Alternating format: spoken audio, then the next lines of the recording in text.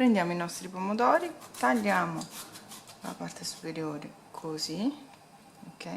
Questo lo possiamo togliere oppure lasciare, e andremo a svuotarli all'interno di un contenitore in questo modo.